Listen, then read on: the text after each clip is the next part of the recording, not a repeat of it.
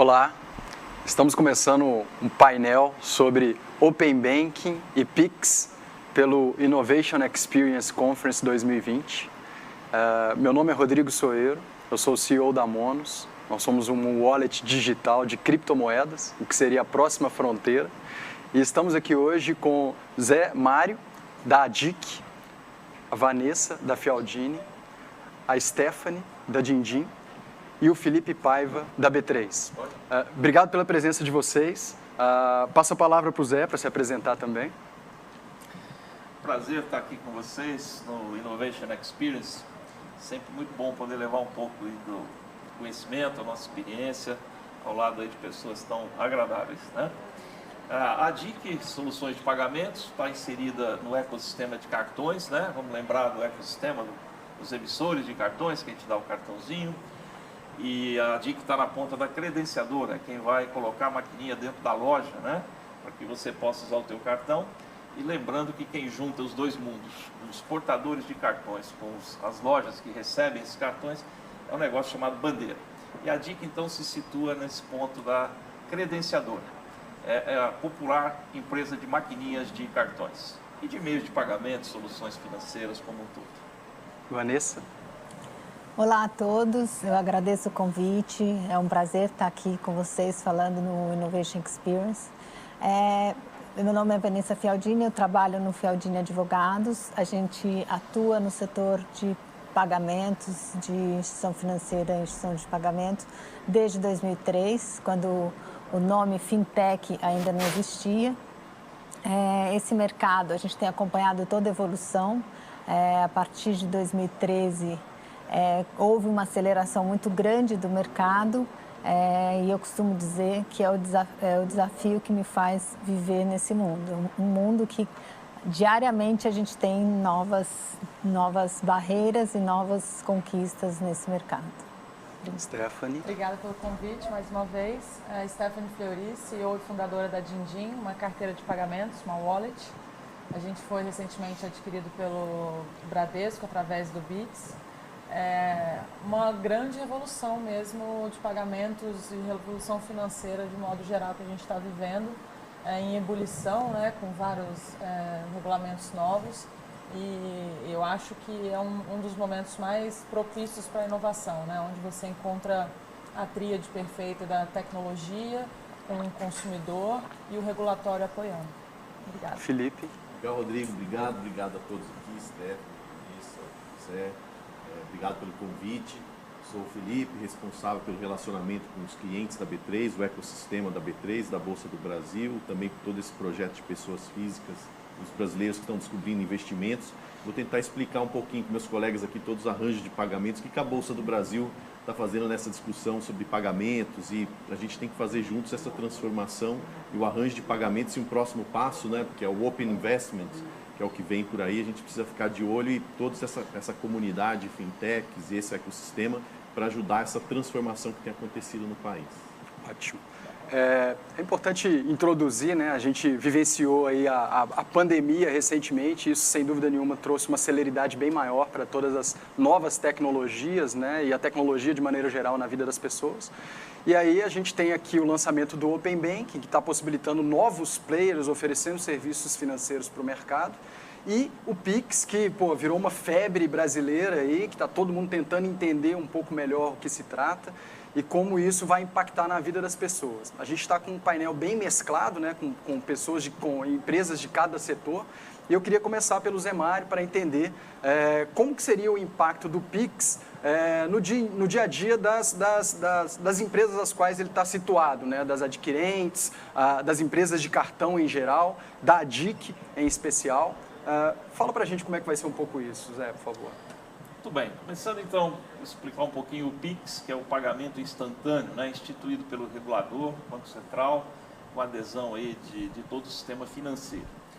O Pix é caracterizado aí no dia a dia das pessoas como uma transferência, né, de dinheiro, pagamento feito pessoa a pessoa através do celular, ou uma pessoa lojista através da geração daquele QR Code, né? Você vai poder ler o QR Code, fazer uma transferência, coisas desse tipo. Então ele vem impactar o ecossistema como um todo, por exemplo, nas questões das TEDs, né, das transferências bancárias. Ele vem facilitar isso, trazer uma instantaneidade, funciona 24 horas, 7 dias por semana, né? E vai impactar também na nossa avaliação as transações feitas em dinheiro, principalmente. Esse é o grande tema do Pix, né? A substituição do dinheiro. Hoje, 31% dos pagamentos feitos no Brasil são feitos em dinheiro, 39% em cartões, 31% feito em dinheiro. A nossa previsão é que daqui a alguns anos, quando o Pix estiver bem maduro, ele vai roubar, né, parte desse pagamento em dinheiro, deve ir para 10%, ele traz 20% para ele do dinheiro e vai sim afetar a indústria de cartões, tirando um pouco dos pagamentos feitos com cartões de débito. Hoje, de todos os pagamentos com cartões no Brasil, 2/3 são feitos, são cartões de crédito, 1/3 cartão de débito. Então é aí que o Pix entra. E é importante salientar que ele afeta o ecossistema de cartões de forma diferente.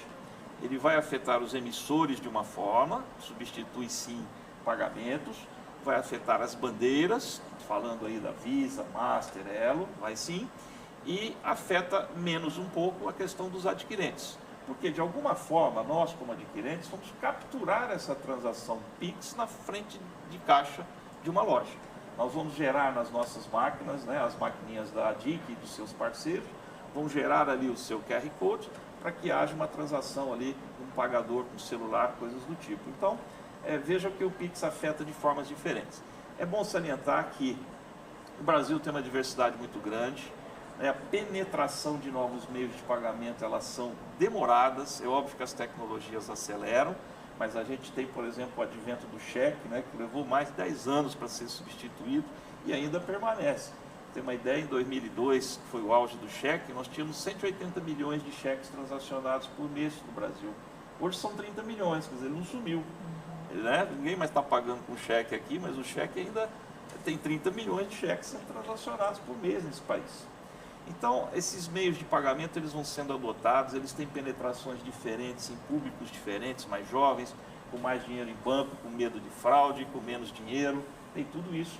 Então, nós vamos ter que andar um pouco para ver como é que vai ser a aceitabilidade desse produto, como é que ele vai ser incorporado no dia a dia das pessoas, principalmente dos estabelecimentos comerciais na questão de aceitação. Vamos lembrar que meio de pagamento é mercado de duas cabeças. Sempre tem o emissor, né, o pagador, e tem o recebedor, lojistas e tal. Então, as penetrações são diferentes e tem que estar no mundo perfeito, onde quem paga utiliza o meio e quem recebe também. Legal. Assim, nós temos visto. No caso da adquirente, ela acaba exercendo aquele papel de conciliação após o recebimento para toda a cadeia de ERP da instituição, certo? Exato. Esse é um dos problemas que nós vamos ver no dia a dia do varejo, porque hoje já existe dentro das lojas, dos estabelecimentos, toda uma arquitetura para conciliar o caixa dele com os diversos meios de pagamento. Ele já tem todo um software, algum esquema para conciliar os recebimentos em cartões, em cheques, em boletos, em TEDs, né? E aí você coloca agora um telefone para ele receber um pagamento de alguém aqui do lado, sem conciliar com o seu caixa. Quer dizer, então são coisas, discussões que nós vamos ter que ter ainda ao longo do tempo, né, para juntar isso.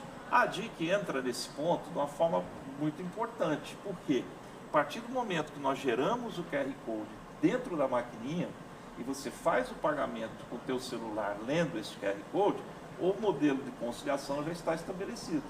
Então, nós conseguimos, sim, conciliar o Pix junto com os demais meios de pagamento.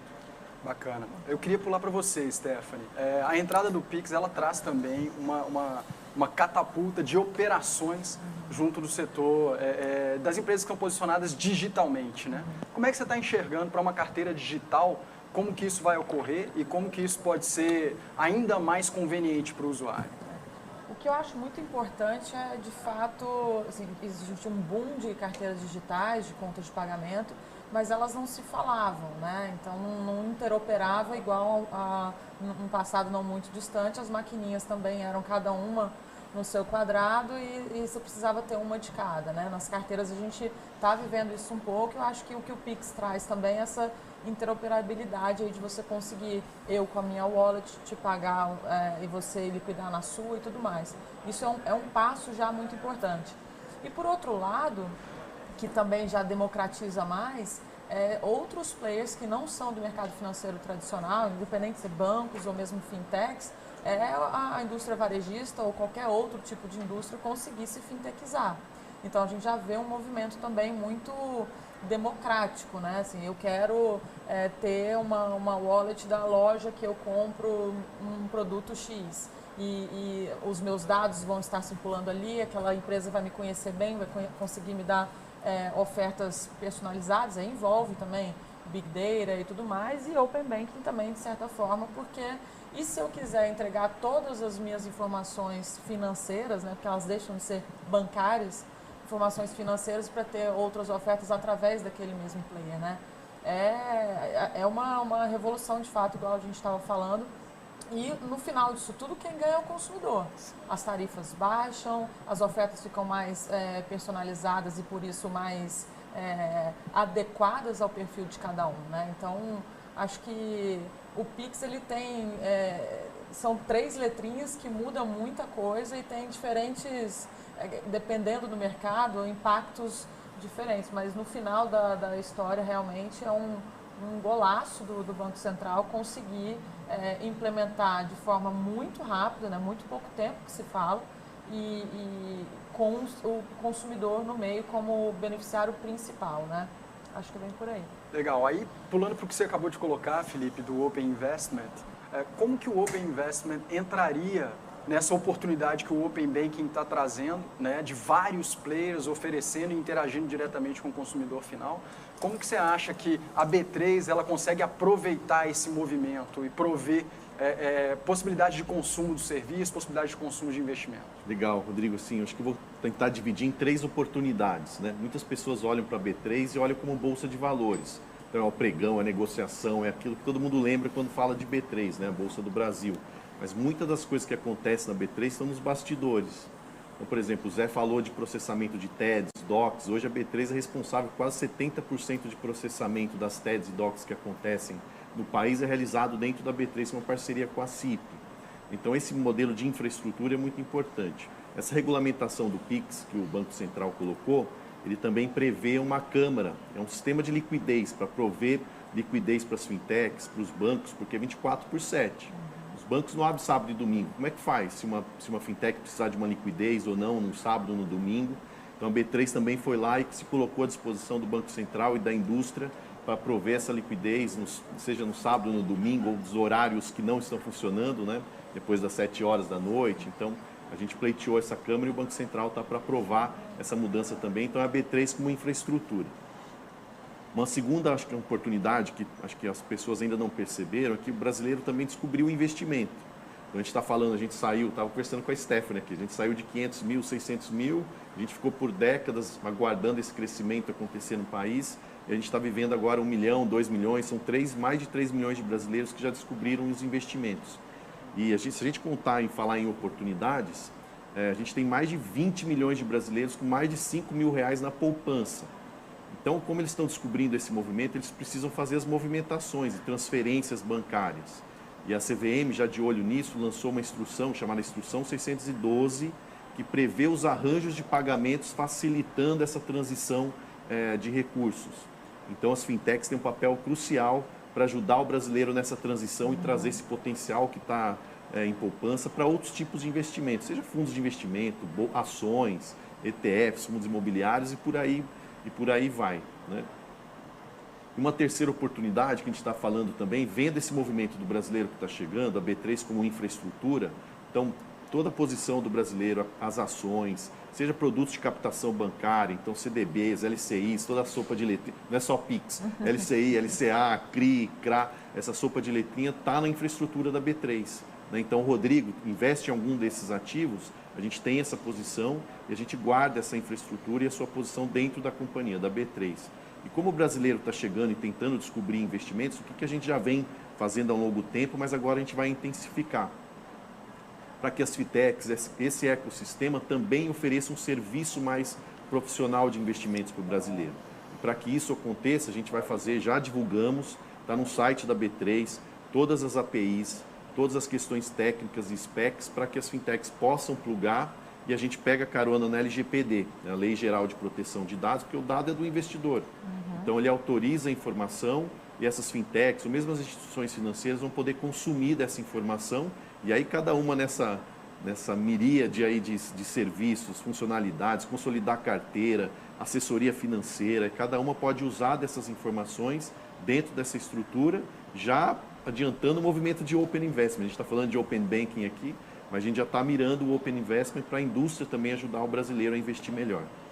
Esse cenário todo a gente pode perceber que é um mar de oportunidades para quem está empreendendo no setor, né? É um mar de conveniência para o usuário, mas traz também um mar de responsabilidades, né, Vanessa? Sim, o que a gente pode falar um pouco dessas responsabilidades, né? Que o empreendedor tem que estar preocupado, né? E que, de alguma forma, possibilitarão uma série de oportunismos, né? Por parte de fraudadores, etc. O que você pode falar um pouco para a gente desse aspecto de responsabilidade e de potenciais fraudes que podem ocorrer e como mitigar tudo isso?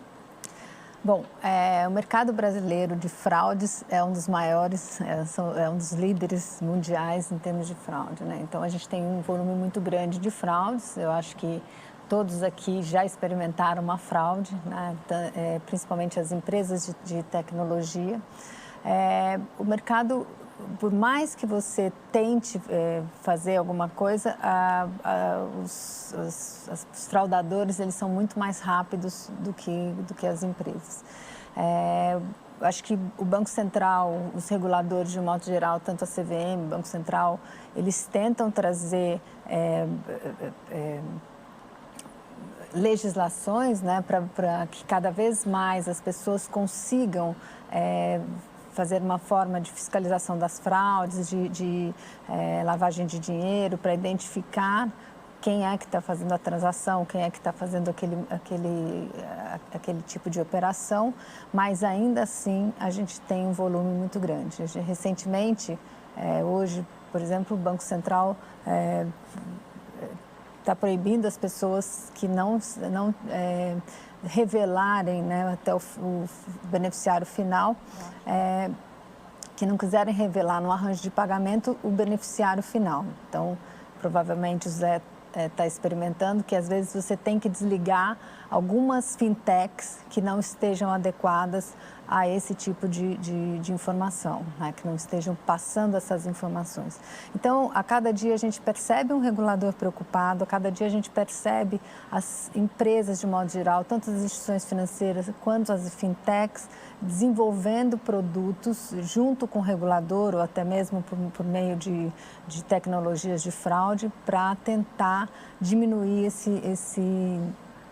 cenário e a gente sair da liderança desse mercado, né, que a gente espera sempre. Mas o brasileiro ainda assim é muito criativo. E aí na parte de responsabilidades, porque agora também as fintechs de alguma forma vão ter que se tornar cada vez mais responsáveis por tudo que elas oferecem ao usuário, né? E isso traz aí uma enorme quantidade de aspectos a serem cumpridos que o Zé Mário tem vivenciado dentro da DIC, que as fintechs, por um certo período de tempo, não vivenciavam com tanta intensidade, né?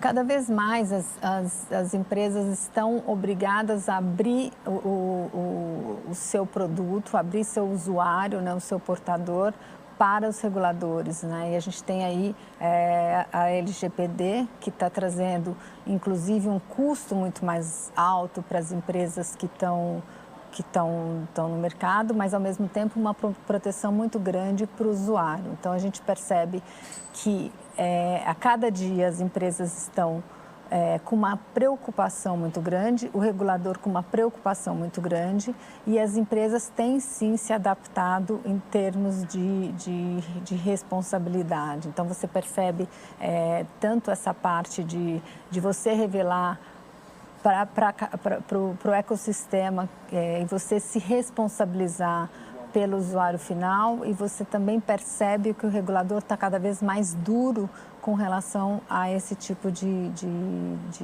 informação, né? Então, a gente percebe o mercado como um todo muito mais profissionalizado do que no início, né? A gente estava conversando sobre isso. A gente tem as carteiras digitais vão começar a ser reguladas a partir do D0, né? Quando elas começarem a funcionar, né, aquelas carteiras digitais que ainda não estão em operação, a partir de março elas elas vão ser obrigadas a ter autorização do Banco Central para começar a operar. Isso significa que a cada dia mais a gente está profissionalizando o mercado, tendo uma responsabilidade maior das fintechs e do próprio regulador com relação ao tema. Pois é, aí a gente estava conversando um pouco antes do início do painel, né, sobre o funil que o Banco Central acabou se tornando. E assim, como a própria B3 exerce um papel de trabalho muito conjunto com o regulador, os bancos, a ADIC também tem esse exercício, né? A gente percebe que as fintechs, de alguma forma, terão que cada vez mais se aproximar, né? Para poder cada vez mais ter inovações disruptivas ofertadas e reguladas, né? Como que vocês enxergam que vai ser essa relação, né? A própria ABO2O vai ter um papel nisso? Como que, é uma pergunta aberta, né? Como é que vocês enxergam que isso vai ser conduzido? Porque a minha percepção pessoal é de que os líderes em certas iniciativas terão que meio que capitanear essa aproximação e construir junto, né, um canal que realmente escale, né? Porque se depender de uma aprovação do Banco Central para cada passo que for dado, novamente vai ficar concentrado o setor, né? E limitando a inovação, né? Então é uma linha tênue onde você tem regulação e tem que pleitear e etc. Mas acho que até o próprio Pix e a intensidade que ele vai de aderência que ele vai ter agora é porque tem muitos players. E tem muitos players porque, de certa forma, durante um tempo, durante o início, foi fácil. Se endurece muito, corre esse risco de você achatar a inovação, né? Então, não é só uma questão de capacidade de aprovação de todas as solicitações que chegam lá, mas garantir que realmente um sandbox, e aí mais independente, seja só da CVM, mas um sandbox mais amplo mesmo, que você consiga, bom, você precisa pleitear aqui, mas em que momento que dá para coexistir a inovação, a criação de alguma coisa nova, mas dentro das limitações e regulações, né? Acho que esse é o grande próximo passo que deve existir. A gente é campeão de fraude, né? Ali, quase igual a Penta, ali, igual a seleção brasileira, mas e por isso traz muita responsabilidade. Não pode ser tão fácil, porque a gente já é assim, forte em fraude, imagina sendo tão fácil e não tendo tanta responsabilidade. Eu entendo e concordo que tem que ter, e precisa existir, eu acho que um a quatro mãos mesmo, assim, do Banco Central, dos outros órgãos reguladores, de entender até que ponto, quais são os pontos que precisam ficar um pouco mais dentro de um sandbox, dentro de uma situação onde você consiga brincar ali no quadradinho permitido, né? Seja de capital social inicial, não é todo mundo que tem 1 milhão, 2 milhões, não sei quantos milhões já vão ser de capital social e mesmo colateral e tudo mais, né? Isso acaba realmente, você pega um empreendedor, como o meu caso, por exemplo, que era um mundo novo, e se você limita por isso, você já limita bastante coisa de qualquer tipo de empreendimento, né? Como é que eu vejo isso, Rodrigo? Se puder fazer um comentário aqui. A gente fala muito dessa indústria, de tudo que a gente está vivendo, a gente usa muito o termo colaborativo. Nessas horas, quando a gente vê alguém tentando empreender ou tentando, né, desenvolver alguma coisa, começam a aparecer mitos que a gente deveria usar mais da colaboração. Então, às vezes, a gente conversa com algumas instituições, algum arranjo de pagamento. A gente estava conversando aqui, né, Steph? Estou abusando aqui, porque a gente estava conversando aqui antes do painel. A gente falou, será que posso fazer transferência no meu arranjo de pagamentos para fazer investimentos? Eu falei, sim, pode. Então, tem que usar da infraestrutura nas fintechs, arranjo de pagamentos. Senta com a B3, a CVM é super aberta também, a Comissão de Valores Imobiliários, em várias áreas de educação, de regulação, Banco Central nem se fala, né? Então acho que tem que usar da colaboração. Esse evento aqui acho que é muito bom para trazer essas informações e usar mais dos canais das redes para contar o que está acontecendo, mas quem está empreendendo e querer descobrir as coisas, o acesso hoje está muito fácil. E se a gente circular, a mesma questão de fraude, né? Se teve uma questão de fraude, hoje em dia as pessoas ficam, vou ficar quieto aqui para não contar o que está acontecendo no meu sistema. Não, é o contrário. Compartilhe o que está acontecendo para que o sistema também cresça de uma forma mais eficiente e muito mais rápida. Então tem que usar o colaborativo não só no seu negócio, ali no que você está desenvolvendo, mas usar da infraestrutura do país, das pessoas que já têm, das diversas experiências, para acelerar ainda mais esse movimento tão legal que está acontecendo. Essa miscigenação entre as empresas, né, é um negócio que realmente tem impactado bastante. A gente vê a CVM executando agora um sandbox, Pois é. a própria B3 abrindo as APIs para interação com as fintechs e o movimento de fintechização, como você colocou, né, Stephanie? Como que você enxerga isso, Zé? Que você inicialmente falou que a ADIC agora está se tornando um banco, né? Está interagindo muito proximamente de um banco e tal. Como que você vê esse movimento de fintechização, como colocado pela Stephanie? A DIC ela tem essa pegada de fintech, mas ela está dentro de um banco. O acionista majoritário dela é o Banco BS2. Então, ela está sujeita a todas as regras impostas pelo Banco Central aos bancos. Então, nós temos sim uma diferença que somos uma fintech no conceito da modernização tecnológica, mas dentro de uma estrutura bancária. No fundo, o que aconteceu no mercado recentemente, né? Vamos pegar 10 anos, nós tínhamos duas maquininhas, né? Uma era da Redcar e a outra era da VisaNet, cada uma com uma bandeira. Então você, para aceitar um cartão Visa, tinha que ter uma maquininha, para aceitar um cartão Mastercard, precisava ter outra maquininha. Isso exatamente há 10 anos. O que o Banco Central, o regulador, fez foi promover essa abertura, a proliferação então das novas adquirentes. O caso da ADIC hoje nasceu nesse cenário, né? Hoje são 20 e tantas adquirentes. E depois o advento das subadquirentes, que são mais de 200 hoje nesse mercado, caracterizado como fintechs. E nós temos que entender o seguinte: quando você sai de um sistema de transações de pagamento hermeticamente fechado entre bancos, e muito bem feito, por sinal, no Brasil, sistema bancário brasileiro de transações, com a B3 junto, CIP, outros organismos, é espetacular do ponto de vista tecnológico mundial. Mas o dia que você permite, fala, olha, eu vou deixar novos entrantes aqui se estabelecerem entre o sistema financeiro e as pessoas, eu vou colocar uma fintech aqui no meio, levando mais funcionalidades. O drive sempre é levar facilidades, comodidades, é você trocar aquela coisa sisuda de um banco, né, que você tem que vir até mim. Vamos lembrar que banco existe desde 1800 e nada, quando Dom João VI teve no Brasil, né? O Banco do Brasil foi fundado aí. De lá para cá não aconteceu tanta coisa como aconteceu nos últimos 10 anos. Então você está trocando uma posição, dizer o seguinte: eu vou levar o banco, né, as funções bancárias, o sistema financeiro, até as pessoas. Esse é o grande papel das fintechs, né, de criar interfaces mais apropriadas, facilidades, usando tecnologias diferentes, dispositivos diferentes, tudo mais. Quando você dá esse passo, você abriu aqui no meio uma imensidão de oportunidades para fraudadores, para problemas de segurança, de cibersegurança e tudo mais. Então, o regulador, o que ele fez? Ele vai em movimentos, abre, certo? Deixa ver o que está acontecendo, sandbox é para isso, coisas do tipo, e depois começa a regular. Então, você abre a porteira e depois começa a juntar a boiada aqui para ver como é que esse negócio vai ficar, correto? E obviamente, eu digo o seguinte: como instituição financeira, caramba, se eu tenho toda uma regulação do Banco Central, eu tenho aqui o famoso KYC, eu preciso conhecer o meu cliente. Em dois movimentos a gente tem um problema de fraude. Um é de quem estamos falando, quem está mandando dinheiro para quem está transacionando com quem. E o segundo momento é as questões de lavagem de dinheiro e coisas do tipo, que são as preocupações transacionais. Aí eu digo o seguinte: se eu estou aqui com todo um sistema regulatório, cuidando de saber quem é o meu cliente, monitorando as transações para ver se não tem indícios de lavagem e tal. Agora eu coloco uma fintech aqui no meio e ela não está sujeita a essas regras, nós estamos pervertendo o próprio sistema instituído.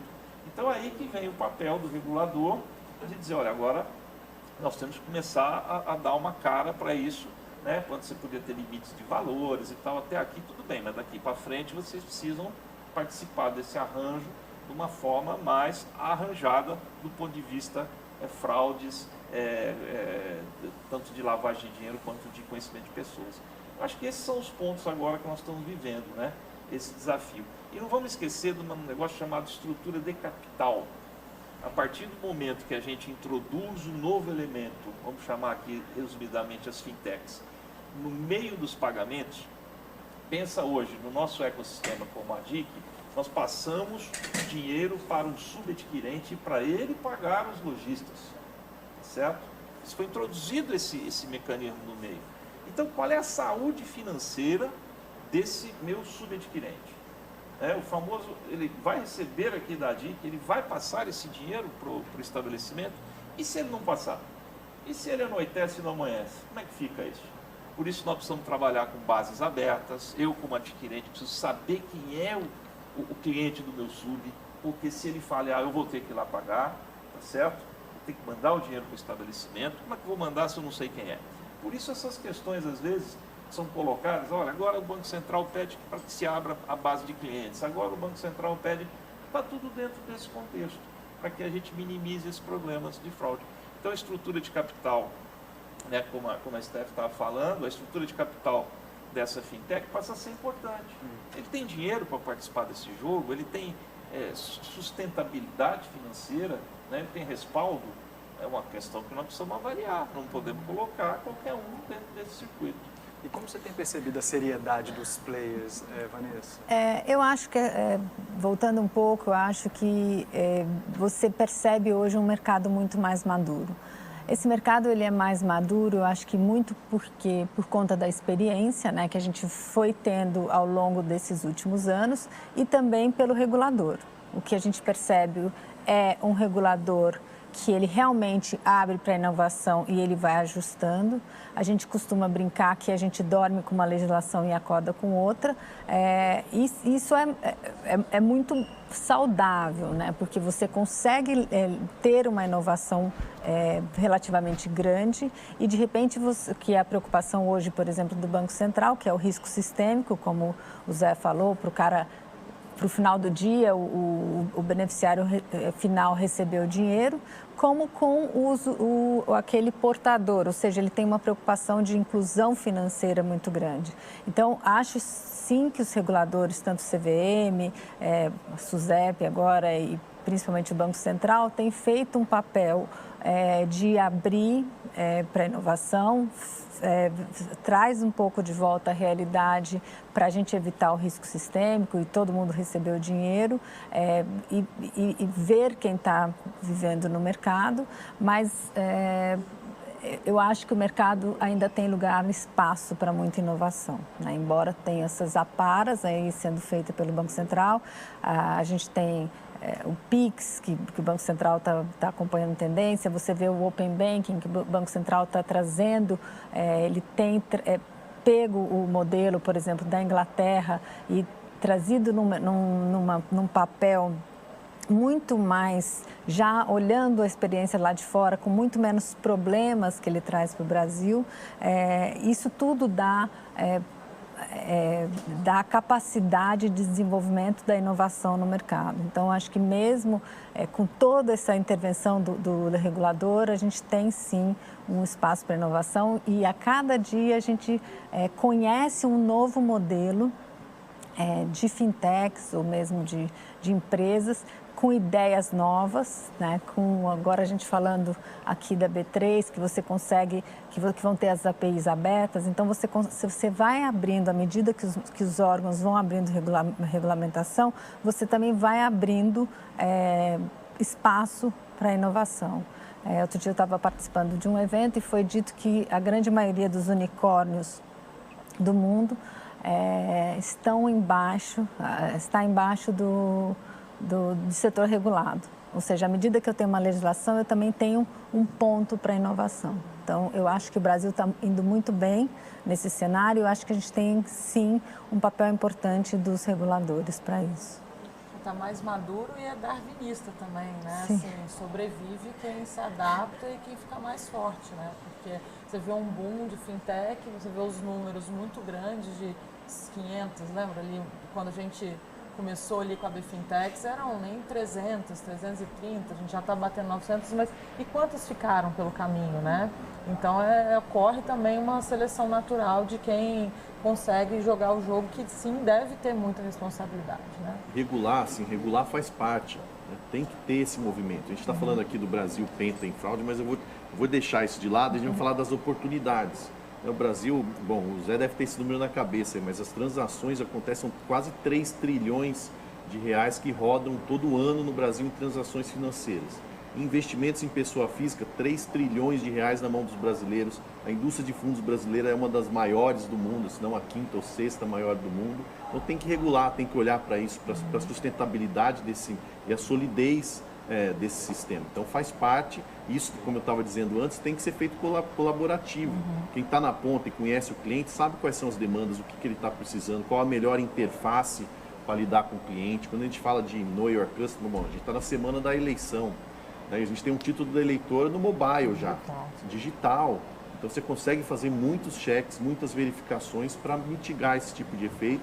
E se a indústria estiver unida e colaborativa, a gente aproveita esse potencial que é esse país, número de brasileiros, 90, 100 milhões, ainda toda a parte de bancarização que está acontecendo, é um movimento que a gente tem que ajudar a transformar e construir, só que para esse crescimento sustentável precisa sim de uma regulação e de um sistema que olhe para esse movimento.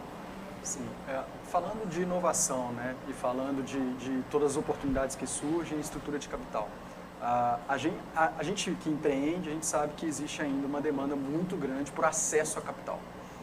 Como que a B3 tem visto esse movimento? A gente está vendo aí IPOs de empresas menores.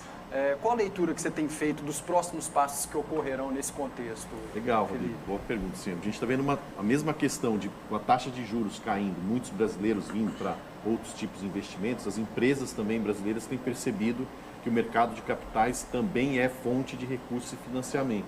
A gente tinha uma atuação muito forte do BNDES há alguns anos atrás, agora isso tem se reduzido. Então, quando a empresa olha e fala, quais são minhas oportunidades onde eu posso me financiar? E bolsa, sim, é das modalidades para esse financiamento. A gente tem visto esse ano, já batemos o recorde de IPO praticamente ao longo dos últimos 20 anos. Já foram mais de 160 companhias que passaram por esse caminho. Esse ano a gente está falando por volta de 45 empresas, algumas já listadas, que é o que a gente fala follow-on, por volta de 20 empresas, novas empresas no mercado, várias fintechs que a gente tem visto fazer a captação aqui no Brasil. Então, de novo, existiam muito mitos. Eu estava falando no começo, né? Tinha muito mito. Como é que eu vou para o mercado de capitais? O mercado de capitais não é para mim. Não, tem que ir, tem que entender, vai na B3, pergunta quais são as regras, CVM, isso faz parte do empreendimento. Então, quem sabe, já o Dindim já vai fazer o seu IPO aí tão cedo, né? Já tem que começar a olhar para isso. Qual é a forma de usar o mercado de capitais como fonte de financiamento? E a B3, intermediários, distribuidores, fintechs e tudo que a gente está falando ajuda a suportar esse movimento. E como que você vê essa concorrência com o mercado externo? Aberturas de IPOs ocorrendo na Nasdaq? Como que a B3 está combatendo isso? O que aconteceu? Dessas 160 empresas ao longo de 20 anos, a gente teve 9 companhias brasileiras que foram fazer a captação nos Estados Unidos. Muito voltada para uma questão que a gente está discutindo, que é o Super Voting Rights, que é o controlador conseguir, o fundador, né?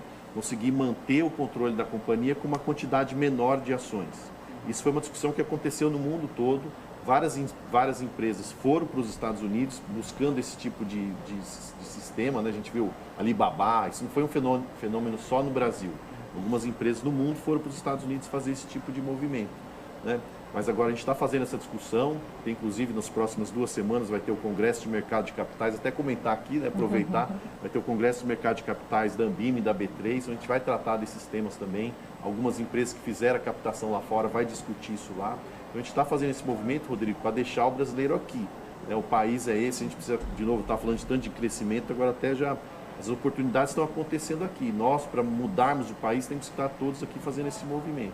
E o Super Voting Rights teve muito dessa característica, dessa necessidade do fundador em ficar com o controle da companhia por um período, né? Então ele usou desse subterfúgio que já existe nos Estados Unidos para fazer essa emissão lá fora. Mas já estão voltando, porque a gente fez agora, junto com a CVM também, a aprovação dos BDRs, que é o Brazilian Depository Receipts, ou seja, ações internacionais poderem ser negociadas aqui no Brasil. Então, todas essas empresas de tecnologia, tudo que acontece no mundo, Facebook, Google, Netflix, Walt Disney, já podem ser negociadas aqui no Brasil, né? Então, as empresas que foram também agora vão poder ser negociadas aqui no país. Ou seja, cada vez mais acesso a ativos atrativos para o usuário brasileiro. Exatamente. E aí o Zé falou um negócio legal. Os fintechs que entendem, que estão ali no front com o cliente, sabem que eles querem fazer esse tipo de movimento. Porque eles estão saindo de um movimento de poupança, de um movimento mais seguro, mas numa realidade de 15% ao ano, garantido. Então, para que eles iam se mover? Agora a gente está vendo que 2% tem que sair da minha zona de conforto. E com essa interface, com mais produtos na prateleira, justifica a gente ter mais e mais fundos, BDRs, ETFs, ações, para que cada um consiga melhor colocar seus investimentos e seus retornos. Bacana. Stephanie, a Dindin é um exemplo claro das possibilidades que o Open Bank estão trazendo para o mercado, né? É uma das precursoras, aí, quase pioneira nessa iniciativa, né? Antes de se tratar o tema, já estava empreendendo no setor. E agora você está próxima de um grande banco, né? Que é o Bradesco, eu queria que você compartilhasse conosco um pouco do que é essa experiência, né? Porque o banco está passando por uma turbulência cultural, né? E pode, segundo a minha percepção de quem está de fora, utilizar a Dindin para se adaptar a esse novo cenário. Como que você vê que vai ser essa relação e os próximos passos que os bancos darão? Porque todos eles estão dando várias sinalizações, né? O Itaú também tem se movimentado, o BS2 também tem se movimentado, então vários bancos se movimentando nesse sentido de se adaptar a tudo de novo que está acontecendo. Eu acho que o que ficou muito claro, Rodrigo, ao longo dos curtos últimos 5, não vou nem tão longe de 10 anos, mas últimos 5 anos, é que numa grande instituição, daí não necessariamente só em bancos, mas sim porque são altamente regulados, têm trocentas obrigações e etc., responsabilidades, mas a inovação ela fica mais fácil de fora para dentro, porque você inovar dentro de uma empresa muito grande, com muitos funcionários, muitas áreas, burocracia, processos e por aí vai, pode e tem muitas pessoas, né? Porque inovação é feita por pessoas, no final das contas. Existem muitas pessoas com essa capacidade dentro das instituições, mas às vezes acabam esbarrando em processos, em políticas e por aí vai. Então, acho que o que aconteceu com a gente, até assim, esse movimento à venda e tudo mais, a procura, a nossa aceitação, existe uma convergência que os dois mundos podem dar certo, né? A gente trazendo inovação, agilidade, a transformação digital realmente, isso foi falado muito claramente com a gente durante as negociações, é que eles estavam tentando fazer diferente. Então, a Bits, que comprou a Dindin, é uma empresa apartada do próprio Bradesco, não é o Bradesco, apesar de ser acionista principal, aliás, único, mas entender que vamos tentar fazer diferente. Então, esse movimento já é muito importante, né? Assim, não fica na Cidade de Deus, dentro do InovaBra, então já é para respirar a inovação. E a gente também trazendo o mindset que, se tudo dentro do banco acontece de uma forma, dentro da fintech pode acontecer de formas mais rápidas, mais ágeis e por aí vai. Que é o que eu acredito o grande percalço assim, das grandes empresas ao tentar inovar, né? É como conseguir ser rápido, porque você não pode passar por um processo muito grande para implementar uma inovação, porque senão ela já não é nova mais, né? Assim, o mercado, você pega qualquer startup, ela consegue criar alguma coisa e colocar no mercado muito rápido. Então, acho que existe ali uma convergência, né? E eu enxergo, já estando assim, ainda não estou lá 100%, né? Foi aprovado pelo Banco Central, a gente deve fazer aí o encerramento da operação em breve, mas a gente já começa realmente a ter uma visão enquanto banco. Bom, então deixa eu olhar o grande banco com a sua operação de fintech, seja o BS2, com o ADIC, o próprio Original com o PicPay, Itaú e o IT, enfim.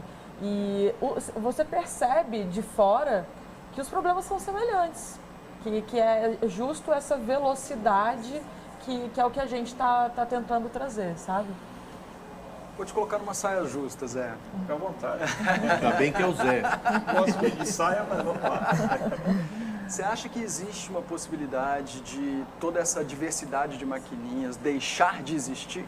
Porque hoje você vai num posto de gasolina, o cara deve ter umas 12 maquininhas em cima ali e cobra. O que você acha que vai acontecer nesse sentido aí? Nós já estamos vivendo um momento de interoperabilidade aí há 2, 3 anos também, o regulador colocou isso. Como disse, antigamente cada maquininha passava um tipo de cartão. Hoje não, hoje todas as máquinas em tese têm que passar todos os tipos de cartões, vouchers também, tudo mais. Então a tendência é ter menos maquininhas, né? Porque você tem alguns segmentos, por exemplo, restaurante, que né, quando você tem uma concentração de horário de pagamento, e você depender às vezes de uma máquina que está com um sinal ruim ali, todas essas máquinas têm chips de operadoras de telefonia. Então, você tem ali por segurança, né, mais de uma máquina. Tá. Mas hoje, em tese, você com apenas uma máquina já satisfaz. Mas vamos dizer o seguinte, a máquina ela meio que tangibiliza a questão de uma transação chamada captura do cartão. Essa captura é feita pelas maquininhas, mas também é feita pelas transações eletrônicas de fundo na frente do caixa de supermercado, né? Você põe o cartão naquele PIN pad, você faz essa captura através das soluções mobile também, né? Então são vários dispositivos e o outro é o e-commerce, né? Também é um gateway ali de pagamento que faz a captura.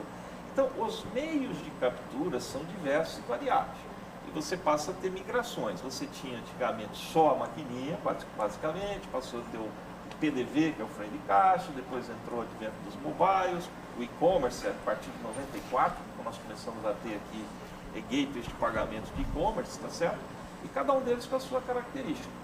O que está acontecendo sempre é o seguinte, nesse momento de pandemia, a gente teve que avançar rápido, porque o meio de pagamento ele tem que acompanhar os novos meios de comercialização.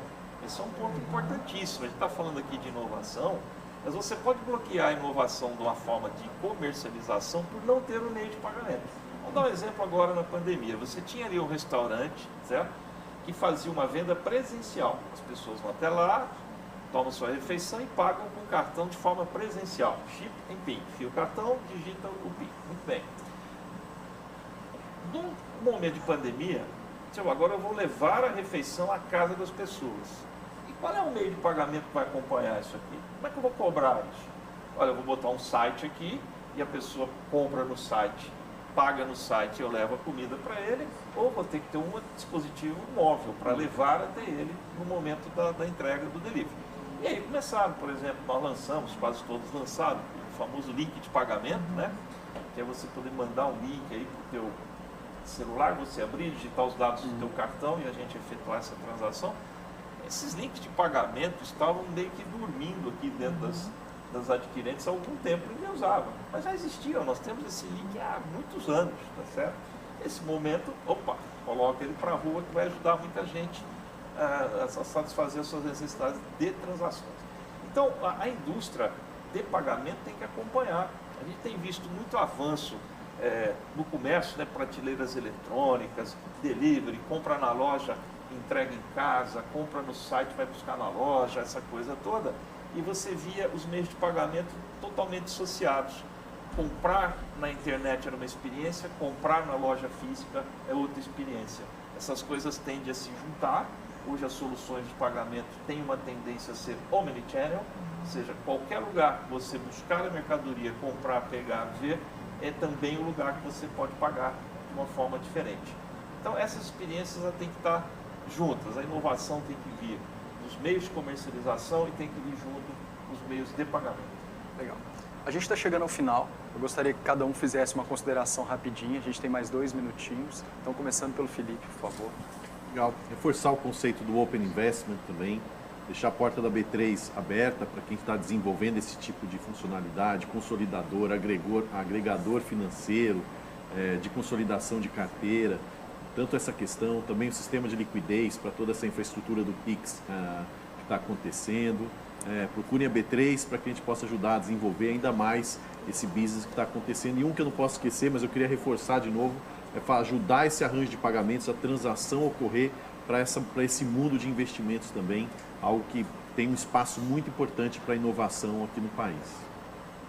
Acho que eu reforçaria o papel importante das carteiras digitais na bancarização, de fato, né? A gente falou isso, são 100 milhões de pessoas ou desbancarizadas totalmente ou subbancarizadas, né? Que elas recebem ali dinheiro na conta e sacam imediatamente, seja porque a transferência é cara, mas agora vem o Pix e democratiza o acesso a realmente transferir recursos, seja para, inclusive, conseguir oferecer produtos como investimento através das carteiras. Então, acho que é um grande aliado, e aí seja fintechs, 100% fintech, seja em parcerias com bancos, ou mesmo a verticalização, né, a fintechização de outros players como um todo, que já tem ali aquela base de usuário, já conhece e tudo mais.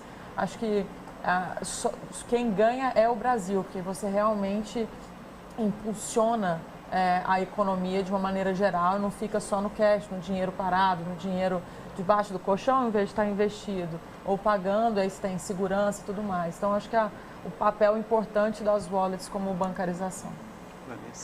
Bom, eu acho que o ponto que reforçaria é a questão de que a inovação nunca teve tão em ebulição como agora. A gente está vivendo um período que, embora o regulador esteja aí colocando cada vez mais regras, eu acho que estamos vivendo o boom das fintechs e o boom das inovações. A gente está falando de Pix, a gente está falando de Open Bank, a gente está falando de recebíveis, a gente está falando da possibilidade de investimento dentro dos arranjos de pagamentos, a gente está falando cada vez mais das seguradoras inovando. Então, eu acho que nunca se teve tanta possibilidade de inovar como a gente tem passado agora. Obviamente, com sistema e com regras mais endurecidas, mas, ao mesmo tempo, uma possibilidade gigantesca de inovação. Eu destacaria exatamente o que a Vanessa tem colocado. O momento está espetacular para empreendedorismo. Eu sou empreendedor há 30 anos, já tive muitas empresas, eu nunca vi um momento tão ímpar quanto esse agora. Por quê? Como dissemos aqui, o regulador colocando oportunidades, mercado bem arrumado, abre um leque de oportunidades para o empreendedorismo, para a criação de novas empresas, para a remodelação das empresas existentes.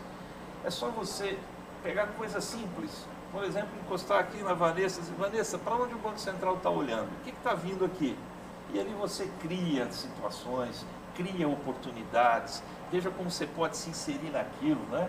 O que eu posso fazer com uma determinação do Banco Central? Elas não acontecem do dia para a noite, elas são programadas, tem audiências públicas, né, Vanessa? São várias coisas que você pode enxergar já 1 a 2 anos para frente, o que é que vai acontecer. Então as oportunidades são muitas, né? Como o Felipe trouxe aqui, ó, então abriu o Investment Banking aqui para nós, nós não temos isso aqui ainda no portfólio, né, Steph? Ainda não está no portfólio da Dindin, também não está no portfólio da combinamos Dindin. aqui, Já marquei reunião aqui. Olha aí, já saiu daqui. É natural as wallets sair da parte de transação para depois o investidor vai querer, o cliente, o usuário vai querer outra coisa. Né? Então tem que ampliar o rol de atividades. Gente, veja que um bate-papo desse aqui já abre oportunidades. Aqui fora agora nós já vamos acertar algumas coisas, tá certo? Mas é um momento ímpar, isso é que eu destaco nesse momento do Brasil. Bacana. Agradeço aos painelistas, agradeço a ABO2O pela oportunidade, parabéns pelo evento e encerramos aqui. Obrigado. Obrigada.